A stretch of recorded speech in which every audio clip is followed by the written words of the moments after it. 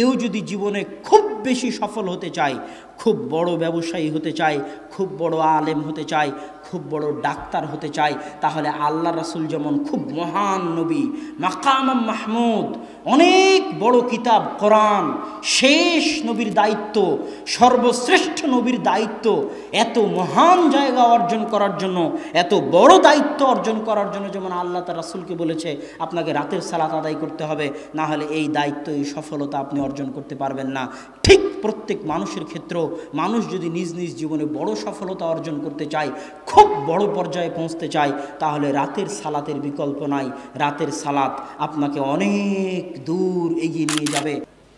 এই দিনের মধ্যে কোনো কল্যাণ নাই, সকল কল্যাণ নিহিত আছে সকালে, সকল কল্যাণ, সকল বরকত নিহিত আছে সকালে। আল্লাহ রাসূল বলতেছেন, ইন্নাল্লাহা জাআলা লিহাদিহিল উম্মাতাল বারাকাতা ফি বুকুরিহা, আল্লাহ আমার উম্মতের জন্য বরকত রেখেছেন সকালে, আল্লাহ আমার উম্মতের জন্য বরকত রেখেছেন সকালে। ইবনুল কাইয়িম রাহিমাহুল্লাহ বলতেছেন, আমরা সালাফে সালিহিনকে দেখেছি লা ইয়ানামুনা বা'দা সালাতিল ফজরি, আমরা সালাফে সালিহিনকে দেখেছি তারা ফজরের সালাতের পরে কখনোই ঘুমাতেন না।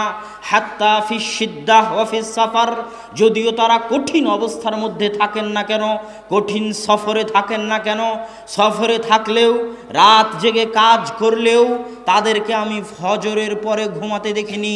ইয়ান্তাযিরুনা ইলা তুলুইশ শামস, সালাফে সালিহিনকে দেখেছি যদি তাদেরকে ঘুমাতেই হয় রাত্রি জাগরণের কারণে, রাতে কঠিন ও কঠোর পরিশ্রম করার কারণে, তাহলে তারা সূর্য ওঠা পর্যন্ত অপেক্ষা করতেন। সূর্য উঠে যাওয়ার পর ঘুমাতে যেতেন, সূর্য উঠে যাওয়ার পর ঘুমাতে যেতেন। ফজরের পর থেকে নিয়ে সূর্য ওঠা পর্যন্ত এই সময়ে যতই কষ্ট হোক না কেন, ইবনুল কাইয়িম বলতেছেন আমি সালাফে সালিহিনকে ঘুমাতে দেখিনি। কেন? ইন্নাল আরজাক ওয়াল বারাকাহ তানজিলু মিনাস সামা, মানুষের রুজি রুটি বরকত আল্লাহর পক্ষ থেকে সকালবেলা অবতীর্ণ হয়, আল্লাহর পক্ষ থেকে সকালবেলা অবতীর্ণ হয়। এই জন্য আল্লাহ সুবহানাহু তাআলা পবিত্র কোরআনে সকালের যত নাম রেখেছেন, ওয়াল ফাজর, ফাজর শব্দের অর্থ হচ্ছে জাহারা, ফুটে ওঠা, প্রকাশিত হওয়া। আল্লাহ সুবহানাহু তাআলা পবিত্র কোরআনে সকালের নাম দিয়েছেন ওয়াস সুবহি ইযা আসফার, সুবহ আরবিতে বলা হয় সাবহা ওয়াজহুহু, যখন কোনো বাচ্চার চেহারা সুন্দর হয় তখন তাকে বলা হয় সাবহা ওয়াজহুহু, তার চেহারা আলোকিত হয়ে উঠেছে, সেটার নাম আল্লাহ ফজরের নাম, সকালের নাম দিয়েছেন ওয়াস সুবহ। আল্লাহ ফজরের নাম দিয়েছেন ইদা আসফার, আসফার মানে প্রস্ফুটিত হওয়া, আলোকিত হওয়া। আল্লাহ সকালের নাম দিয়েছেন ওয়ান নাহার ইদা তাজাল্লা, দিন যখন জ্বলে ওঠে, দিন যখন প্রস্ফুটিত হয়। আল্লাহ সুবহানাহু তাআলা সকালের জন্য পবিত্র কোরআনে যত শব্দ ব্যবহার করেছেন সব শব্দ আলোকিত হওয়া, প্রস্ফুটিত হওয়া, জ্বলে ওঠা, প্রজ্বলিত হওয়ার সাথে সম্পৃক্ত। ঠিক একইভাবে আল্লাহ সুবহানাহু তাআলা এই পৃথিবীকে পরিচালনা করেন। সুন্নাতুল্লাহি ফি তাদবিরিল আরজ, পৃথিবী পরিচালনায় আল্লাহর মূলনীতি, পৃথিবী পরিচালনায় আল্লাহর মূলনীতি যদি কেউ জানতে চায়, মানুষের এই 50-60 বছরের জীবনে পৃথিবী পরিচালনায় আল্লাহর মূলনীতি জানা সম্ভব নয়। কেউ যদি পৃথিবী পরিচালনায় আল্লাহর মূলনীতি জানতে চায়, তাকে 500, 600, 700 বছর, 1000, 1500 বছরের ইতিহাস পড়ে দেখতে হবে আল্লাহ কিভাবে পৃথিবী পরিচালনা করেন। তবে ফজরের ক্ষেত্রে, সকালের ক্ষেত্রে পৃথিবী পরিচালনায় আল্লাহর মূলনীতি হচ্ছে আল্লাহ সকল সৃষ্টিজীবকে এইভাবে সাজিয়েছেন। সকালবেলা ফুল ফোটে, সকালবেলা সূর্য ওঠার আগে পাখিরা জেগে ওঠে, সকালবেলা সূর্য ওঠে। আল্লাহ পৃথিবী এইভাবে সাজিয়েছেন। আল্লাহ যখন ফেরেশতাদের দায়িত্ব বন্টন করে দিয়েছেন, তখন ফেরেশতাদের দায়িত্ব বন্টনের যে পালাবদল হয় সেটাও ফজরের সময় হয়। এটা হচ্ছে পৃথিবী পরিচালনায় আল্লাহর মূলনীতি। পৃথিবী পরিচালনায় আল্লাহর মূলনীতি সামনে রাখলে এবং ফজরের জন্য আল্লাহ কোরআনে যত শব্দ ব্যবহার করেছেন সেগুলোকে সামনে রাখলে এ কথা স্পষ্ট, কেউ যদি তার জীবনকে আলোকিত করতে চায়, কেউ যদি তার জীবনকে প্রস্ফুটিত করতে যায়, কেউ যদি তার জীবনকে সফল করতে চায়, সে কৃষক হোক, ডাক্তার হোক, ইঞ্জিনিয়ার হোক, ছাত্র হোক, ব্যবসায়ী হোক, তাকে সকালকে কাজে লাগাতে হবে। সকালের কল্যাণ থেকে বঞ্চিত হয়ে জীবনে সফল হওয়ার স্বপ্ন দেখা আকাশ কুসুম কল্পনার শামিল। সম্মানিত উপস্থিতি, সকালে এত বরকত, সকালে এত বরকত, সকালে এত বরকত যে কেউ যদি চাক্ষুষ সকালের বরকত দেখতে চায় তাহলে তাকে হেফজখানায় যেতে হবে, কোরআন হেফজ করতে হবে। আমিও হেফজখানার ছাত্র, ছোট ছোট ছাত্রের সাথে আমি কোরআন হেফজ করেছি। সব হেফজখানায় ফজরের আগে বাচ্চাদের উঠিয়ে দেওয়া হয়, কেননা ওয়াল্লাহে আল্লাহর কসম, ওয়াল্লাহে আল্লাহর কসম, ওয়াল্লাহে আল্লাহর কসম, ফজরের সময় যত কোরআন মুখস্থ হয় সারা দিনের আর কোনো সময়ে অত কোরআন মুখস্থ হয় না। ফজরের সময় যত কোরআন মুখস্থ হয় সারা দিনের আর কোনো সময়ে অত কোরআন মুখস্থ হয় না। আজকে হতভাগা মুসলিম জাতির জন্য আল্লাহ ফজরের সালাত দিয়েছে। ফজরের সালাতের পরে সে কোরআন তেলাওয়াত করবে, কোরআন তেলাওয়াত দিয়ে দিন শুরু করবে। এর চেয়ে কল্যাণকর, এর চেয়ে সুন্দর দিন, এর চেয়ে ভালো দিন, এর চেয়ে উত্তম দিন পৃথিবীতে আর কোনো কিছু হতে পারে না। যেই দিন আল্লাহর বাণী দিয়ে শুরু হয় না ওই দিনের কোনো মূল্য নাই, কেননা আল্লাহ সকল বরকত আসে আল্লাহর পক্ষ থেকে। আর কোরআন হচ্ছে আল্লাহর বাণী, যেখানে কোরআন পড়া হবে ওখানে বরকত হবে, যে কোরআন পড়বে তার জীবনে বরকত হবে। অতএব সুন্দর দিন কেউ যদি টাইম ম্যানেজমেন্ট করতে চায়, সময়ে বরকত পেতে চায়, তাকে ফজরের সালাত আদায় করতে হবে। ফজরের সালাতের পর ঘুমানো যাবে না, কোরআন পড়ার মাধ্যমে দিন শুরু করতে হবে। আপনি দোকানদার হন, ব্যবসায়ী হন, কৃষক হন, শ্রমিক হন, ইঞ্জিনিয়ার হন, ডাক্তার হন, আপনার জীবন বরকত দিয়ে ভরে যাবে। কথা আমার নয়, আল্লাহ রাসূলের। সাহাবী সাখর আল গামিদি বলতেছে, আমি হাদিস শোনার পর, আল্লাহ রাসূলের এই হাদিস শোনার পর যে সকালে বরকত রয়েছে, আমার ব্যবসায়িক কার্যক্রম আমি সকালে শুরু করতাম ফজরের সালাতের পর কোরআন তেলাওয়াত করার মাধ্যমে। না ঘুমিয়ে আমি আমার ব্যবসায়িক কার্যক্রম শুরু করতাম। অল্প দিনের মধ্যে আমি দেখি আমার ব্যবসায় উত্তরোত্তর উন্নতি আর উন্নতি, উন্নতি আর উন্নতি। আমার ব্যবসায় আমি কোনো লস এবং লোকসান খুঁজে পাইনি। আর এখনকার যুগে ইহুদি খ্রিস্টানদের উদাহরণ না দিলে মুসলমানদের মন শান্ত হয় না। এই জন্যই তো মুসলমানেরা কোরআন পড়ার পরও বিজ্ঞানের সাথে মিলাতে চায়। আর আমি কোরআনকে বিজ্ঞানের সাথে মিলানোর খুব বিরোধী। ওই যে যখন আবু বকর রাদিয়াল্লাহু তাআলা আনহু মেরাজে বিশ্বাস করেছিল, তখন আবু বকর কি মেরাজকে বিজ্ঞানের সাথে মিলিয়েছিলেন? কথা বলেন, বিজ্ঞানের সাথে মিলিয়েছিলেন? আবু বকর বলেছিলেন, যদি মুহাম্মদ বলে থাকে মেরাজে গেছেন সাল্লাল্লাহু আলাইহি ওয়াসাল্লাম, সামি'না ওয়া আমান্না, আমি আবু বকর সাথে সাথে ঈমান আনলাম, কেননা মুহাম্মদ মিথ্যা বলতে পারে না। এর নাম কোরআন এবং হাদিস। কোরআন এবং হাদিসে যা আছে সেটাই সত্য। বিজ্ঞান মিথ্যা হয়ে যেতে পারে। কোরআন এবং হাদিসের যদি আজ বিজ্ঞান বিরোধিতা করে তাহলে সেটা মিথ্যা। 10 দিন 15 দিন পরে হয়তো বিজ্ঞান কোরআন এবং হাদিসের পক্ষেই কথা বলবে। তবুও যেহেতু মানুষের মন টানে না, সেহেতু আমি বলতেছি, একজন খ্রিস্টান লেখক একটা বই লিখেছে, মিরাকেল মর্নিং, সকালের জাদু। তিনি বলতেছে, মানুষ যদি দুনিয়াতে জাদু দেখতে চায়, বাজার ঘাটে জাদু দেখে মানুষ বাস্তব কোনোদিন জাদু দেখতে পাবে না। কিন্তু মানুষ যদি বাস্তবে জাদু দেখতে চায় তাহলে তাকে সকালকে কাজে লাগাতে হবে। পৃথিবীতে বাস্তব জাদু সকালে আছে, পৃথিবীতে বাস্তব জাদু সকালে আছে, পৃথিবীতে বাস্তব জাদু সকালে আছে। ফজরের পর কোরআন তেলাওয়াত দিয়ে কাজ শুরু করলে সকাল 10টার মধ্যে কাজ শেষ হয়ে যাবে। কাজ আর বাকি থাকবে না, করার মতো কোনো কাজ খুঁজে পাবেন না। এর নাম সকালের বরকত। তিনি ওই বইয়ের মধ্যে লিখেছেন, পৃথিবীতে বর্তমান যত ব্যবসায়ী আছে যারা বড় ধরনের ব্যবসা করে, বিল গেটস হোক আর মুকেশ আম্বানি হোক আর ফেসবুকের প্রতিষ্ঠাতা হোক, আপনারা গুগলে গিয়ে তাদের নাম লিখে সার্চ দিবেন যে কখন তারা ঘুম থেকে উঠে। আপনি আশ্চর্য হলেও দেখবেন, আপনারা মুসলমান হয়ে, আমি আপনি মুসলমান হয়ে ফজরের পরে আলিশান ঘুম দেই। আমি আপনি মুসলমান হয়ে ফজরের জামাত কাজা করে সৌদি আরবের মাটিতে পর্যন্ত সকাল 10টার আগে সকাল শুরু হয় না। মুসলমান হওয়ার পরেও সবাই ঘুমিয়ে থাকে, 90% মুসলমান ঘুমিয়ে থাকে। অথচ এই খ্রিস্টানদের নাম আপনি গুগলে সার্চ দিয়ে দেখিয়েন তাদের সকাল কখন শুরু হয়। মুসলমানদের যখন ফজরের সালাতের সময় তখন তাদের সকাল শুরু হয়, কেননা তারা জানে সকল সফলতার চাবিকাঠি, সকল সফলতার মৌলিক উৎস হচ্ছে সকাল, সকল সফলতার চাবিকাঠি হচ্ছে ফজর, সকল সফলতার চাবিকাঠি হচ্ছে ফজর। এই জন্য আল্লাহ বলেছেন, ফাইদা কুজিয়াতিস সালাত ফান্তাশিরু ফিল আরজ, দুনিয়ার মানুষ যখন ফজরের সালাত শেষ হয়ে যায় তোমরা আল্লাহর জমিনে ছড়িয়ে পড়ো, আবতাগু মিন ফাজলিল্লাহ, আল্লাহর জমিনে ছড়িয়ে পড়ে আল্লাহর দয়া, আল্লাহর রহমত, আল্লাহর রিজিক অনুসন্ধান করো। কেননা ফজরের পরে আল্লাহ সুবহানাহু তাআলার রিজিক, আল্লাহ সুবহানাহু তাআলার দয়া পৃথিবীতে অবতীর্ণ হয়। অতএব সময়কে যদি কেউ কাজে লাগাতে চায় তাহলে তাকে 5 ওয়াক্ত সালাত, বিশেষ করে ফজরের সালাত আদায় করতে হবে। যে 5 ওয়াক্ত সালাত নিয়মিত আদায় করে না তার জীবনটা হচ্ছে অনিয়ন্ত্রিত, তার জীবনের কোনো রুটিন থাকে না। আর যদি 5 ওয়াক্ত সালাত আদায় করেন আপনার জীবন, আপনার দিন একটা ট্রাক, একটা লাইনের উপর থাকবে। ফজরের সালাত দিয়ে দিন শুরু হবে, ফজর থেকে জোহর বিশাল সময়, এই সময়ের মধ্যে অনেক কিছু করতে পারবেন। জোহর থেকে আসর পর্যন্ত বিশ্রাম নেবেন, এইভাবেই আল্লাহ সালাতগুলো সাজিয়ে দিয়েছে। আসর থেকে আবার নতুনভাবে কাজ করার উদ্যম তৈরি হবে, আসর থেকে মাগরিব পর্যন্ত কাজ করবেন, মাগরিব থেকে এশা পর্যন্ত কাজ করবেন, এশার পরে এশার সালাত দিয়ে দিন শেষ করবেন, তারপরে ঘুমাতে যাবেন। এই যে আমি যদি শুধু সালাত ঠিক মতো আদায় করি আমার সারা দিন নিয়ন্ত্রণ হয়ে যাবে। টাইম ম্যানেজমেন্টের জন্য সালাতের চাইতে বড় মাধ্যম পৃথিবীতে আর নাই। যারা জীবনে সফল হতে চায় তারা সালাত আদায়ের মাধ্যমে নিজেদের সময়কে কাজে লাগাক, তারা সফল হবেই হবে ইনশাআল্লাহ। সম্মানিত উপস্থিতি, সময়ে বরকত কিভাবে হবে? আজকে সময়ে বরকত নাই, এটা কি বুঝতে পারেন? এখনকার যুগে সময়ে বরকত নাই, এটা কি বুঝতে পারেন? সময়, মাস, দিন দ্রুত পার হয়ে যাচ্ছে, কারো সময়ে বরকত নাই। একদিন, এক সপ্তাহ, এক বছর কোনো কাজ ছাড়াই আপনি একটু ভাবেন তো গত এক বছর আপনি কি কাজ করেছেন যা দেশ জাতি এবং ইসলামের উপকার দিবে?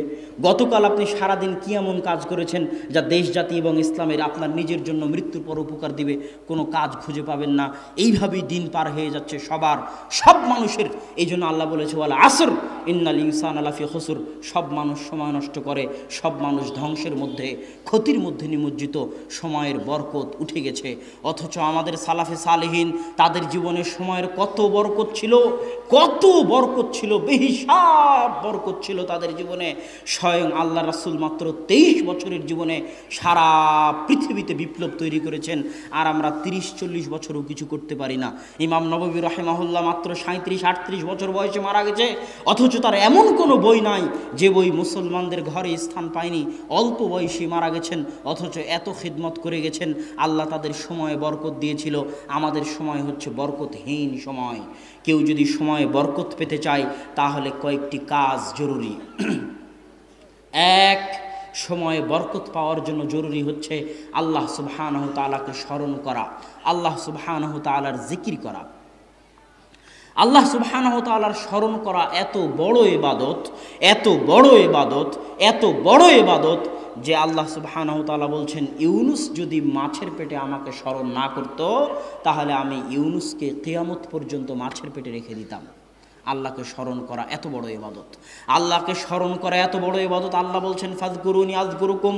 দুনিয়ার মানুষ পৃথিবীর যেখানেই থাকো না কেন, আফ্রিকার জঙ্গলে থাকো আর আটলান্টিক মহাসাগরের অতল গহ্বরে থাকো, যেখান থেকে আমাকে স্মরণ করো না কেন, আমি আল্লাহ এই মহাপরাক্রমশালী সত্তা হওয়ার পরেও, সারা পৃথিবীর মালিক হওয়ার পরেও যেখান থেকে আমাকে স্মরণ করবে আমি আল্লাহ সেখানেই, সেই অবস্থাতেই তোমাকেও স্মরণ করব। আল্লাহু আকবার, আল্লাহু আকবার। আল্লাহ সুবহানাহু তাআলার এই কথার মূল্য দেওয়ার মতো, আল্লাহ সুবহানাহু তাআলার এই কথার মূল্য দেওয়ার মতো যোগ্যতা আমাদের নাই। আমরা যদি সময়ে বরকত পেতে চাই আল্লাহকে স্মরণ করতে হবে। দলিল, ফাতেমা রাদিয়াল্লাহু তাআলা আনহা যখন আল্লাহ রাসূলকে বললেন, আল্লাহ রাসূল আমার হাত ওই আটা পিষার জন্য ওই জাতা ঘুরাতে ঘুরাতে আমার হাত ঘা হয়ে গেছে, হাতে ব্যথা হয়ে গেছে, হাত লাগে, হাত ব্যথা হয়ে গেছে, চামড়া জড়সড় হয়ে গেছে, আপনি আমাকে একটা খাদেম দিন। তখন রাসূল সাল্লাল্লাহু আলাইহি ওয়াসাল্লাম বলেন আলা আদুল্লুকুমা মা হুয়া, আমি কি তোমাদেরকে ওই জিনিসের দিকে ডাক দিব না, ওই জিনিসের কথা তোমাদের বলে দিব না যেটা একটা খাদেম দেওয়ার চাইতে তোমাদের জন্য বেশি কল্যাণ করা হবে। ফাতেমা রাদিয়াল্লাহু তাআলা আনহা চাইলেন খাদেম, আর আল্লাহর রাসূল বলতেছেন খাদেমের দরকার নাই, একটা জিনিস বলে দিচ্ছে ওটার উপর যদি আমল করো খাদেমের চাইতে বেশি উপকার পাবা। কি? 33 বার সুবহানাল্লাহ বলবা, 33 বার আল্লাহু আকবার বলবা, 33 বার আলহামদুলিল্লাহ বলবা, খাদেমের চাইতে বেশি উপকার পাবা। মানুষ এই হাদিস শোনার পরে মনে করে এটা শুধু আধ্যাত্মিক ব্যাপার, এটার সাথে দুনিয়ার কোনো সম্পর্ক নাই, অথচ এটা অবাস্তব। আল্লাহ রাসূলের কাছে চাওয়া হচ্ছে খাদেম, কাজের লোক চাওয়া হচ্ছে, আর আল্লাহ রাসূল শিখিয়ে দিচ্ছেন কি? কথা বলেন না কেন? আল্লাহ রাসূল কি শিখিয়ে দিচ্ছে? জিকির শিখিয়ে দিচ্ছে। এটা অবাস্তব কিছু নয়, এটা বাস্তব। যে যদি ফাতেমা জিকির করে তাহলে ফাতেমা তার অভ্যন্তরে এমন শক্তির অনুভব করবে, তার সময়ে এমন বরকত পাবে, তার শরীরে এমন শক্তির অনুভব করবে যে খাদেমের আর প্রয়োজন হবে না, খাদেমের চাইতেও বেশি সে কাজ করতে পারবে শুধু জিকিরের মাধ্যমে। আল্লাহু আকবার। অথচ মানুষ এই হাদিসটা সঠিকভাবে বুঝতে চায় না। এই জন্য ইবনে তাইমিয়া রাহিমাহুল্লাহ, ইবনুল কাইয়িম বলতেছেন, ইবনে তাইমিয়া রাহিমাহুল্লাহ ফজরের পর থেকে নিয়ে 8টা 9টা 10টা পর্যন্ত আল্লাহ সুবহানাহু ওয়া তাআলার জিকির করতেন একা একা। তো একদিন অনেক দেরি হয়ে গেছে, তখন ইবনুল কাইয়িম বললেন, আপনি সকালের নাস্তা করবেন না? তখন ইবনে তাইমিয়া বললেন, এটাই ছিল আমার সকালের নাস্তা। আমি ফজরের পর থেকে যদি এই 2-3 ঘন্টা আল্লাহ সুবহানাহু ওয়া তাআলাকে স্মরণ না করতাম, তাহলে আমার পেট, আমার অন্তর, আমার আত্মা ভর্তি হতো না, আমি সারাদিনে কিছু শান্তি মতো করতে পেতাম না। মানুষের যেমন পেটের খাবার লাগে, মানুষের তেমন আত্মার খাবার লাগে, কিন্তু মানুষ বুঝে না। আমি যখন বক্তব্যে এই কথাটা বলি তখন মানুষ আশ্চর্য হয় যে তাহাজ্জুদের সালাত আবার সফলতার মাধ্যম। জি, তাহাজ্জুদের সালাত সফলতার মাধ্যম। দলিল, আল্লাহ সুবহানাহু ওয়া তাআলা কোরআনে বলছে, ইয়া আইয়ুহাল মুযাম্মিল কুমিল লাইলা ইল্লা কালিলা নিসফাহু আও ইনকুস মিনহু কালিলা আও জিদ আলাইহি ওয়া রাত্তিলিল কুরআনা তারতিলা ইন্না সানুলকি আলাইকা কওলান সাকিলা। হে চাদর যে মুড়িয়ে আছো, উঠো, রাত্রে সালাত আদায় করো, অল্প হলেও করো, অতি কম পরিমাণ হলেও তুমি রাত্রে সালাত আদায় করো। কেন কেন রাত্রে সালাত আদায় করতে হবে?